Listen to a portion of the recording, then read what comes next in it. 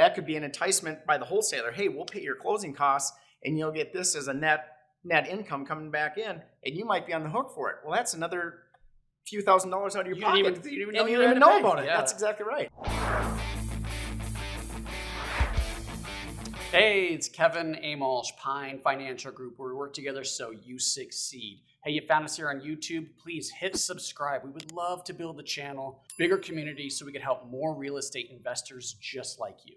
Ain't that right, Sean? I don't know what ain't, but ain't that right? That's how you should say that.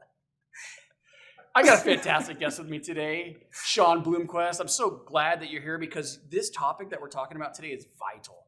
We see a lot of real estate investors working with wholesalers, and we see a lot of real estate investors lose money because of it. Yeah. Now, I love wholesalers. I buy a lot of properties that way, but we got to be safe about it. So I want to see how do we stay safe, but let's say what are the top 3 mistakes that we see buyers from wholesalers make so that we as investors can stay safe. Exactly. So why don't you cover one of those for us? What's a mistake we make buying from wholesalers? So like Kevin said, we fund a lot of deals that are brought to investors by wholesalers, and they're a great option for people because the wholesalers are out there doing the legwork, getting these things under contract, all the negotiations and things like that. But one of the key mistakes I think people make is trusting the numbers to be fully accurate. They're not always telling the truth?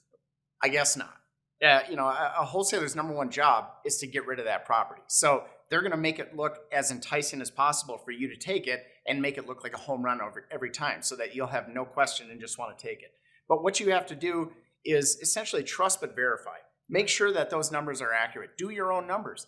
The purchase price is kind of a locked-in thing where that's what they're asking for the property, and it may be a little bit negotiable, but probably not much. But the 2 key ones are the rehab and the ARV. Now, could they short side you on the rehab amount? Of course they could, right? But make sure that's accurate and getting you to that ARV. And then make sure that ARV is accurate. Make sure they're not trying to inflate that to give you more of a spread, make it look that much more attractive. So do your own due diligence, trust but verify, and make sure you're actually getting a strong deal. Yeah, so there's a few acronyms in there. ARV, after repaired value. We have lots of videos about how to come up with that value. We have some videos on running your Mayo formula. So you know what the property is worth for you as an investor, and so you know what you should be paying for it. And look, we love wholesalers. Oh, absolutely love them. So we're beating them up a little bit in this video, but please understand that we love them and we don't trust them. Yeah, exactly. And we just want to make sure that people are protecting themselves as well. That's good. That's all it's about. Yeah. Let's just run our own numbers, negotiate for our own self, and be safe about it. Yeah. So run your numbers. 2, I think a mistake investors make is thinking or assuming earnest money or deposit money is refundable. Yeah. There's a lot of wholesalers, some of the big national guys too, $10,000, $15,000 down for a deposit, 100% non-refundable. So as soon as you put that money into the project or for that contract, your money's gone. If you don't close on that, you don't get that money back. That's exactly right. Exactly right. Yeah, you've got to make sure that you're reading that contract before you sign it. And if that money is not refundable, boy, make sure you do your due diligence before you actually are putting that money into it. Yeah, unlike a traditional transaction, you got to get all of your inspections, all of your diligence done before you put it under contract. Yeah, because in most cases, the original contract might have that inspection clause in there, but your assignment that you're getting may not. Does not. Yeah. Yeah, we talked about contracts a couple of times here. So our third one is the contracts, right? Yeah. What do you think? Well, there's a lot of things with that contract. Like we were saying, you need to make sure you're really reading it and verifying that you're not on the hook for maybe the closing costs for the seller, right? Because that could be an enticement by the wholesaler. Hey, we'll pay your closing costs and you'll get this as a net income coming back in, and you might be on the hook for it. Well, that's another few $1,000s out of your pocket. You didn't even know about it. Yeah. That's exactly right. We see that. So there's a couple different ways you could wholesale properties, and we're going to talk about some of that in videos. There are videos on that as well. But one of them is the contract assignment, like you're referring to. And that's just basically taking an assignment of the current contract. So you're going to have a contract, which is the assignment, and then you're going to have a contract to buy the property. You have to read both contracts.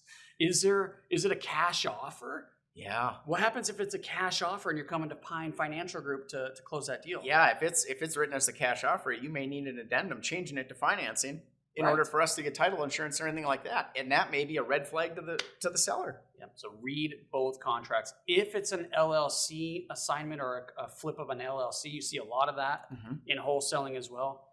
Just know that you are taking on ownership of that LLC. So if they did another transaction and there's liability there, like, gosh, what if they construction defect, for example, or if they borrowed money and didn't pay it back, something like that, you are taking on all of that risk when you take on a new entity. Yeah, exactly. And the other thing to think about in that is the earnest money, like we were talking about earlier.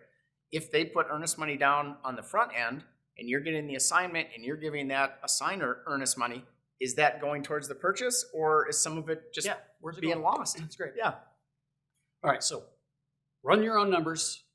Be careful with your deposit if it's refundable or non-refundable, and read the agreements. Yeah. And if you need any help with any of those, I'm sure Sean would love to help you. Yep. You can reach him at sean@pinefinancialgroup.com, or check us out. Anything before I throw out the website? No, just please don't hesitate to reach out. We're here to help. pinefinancialgroup.com.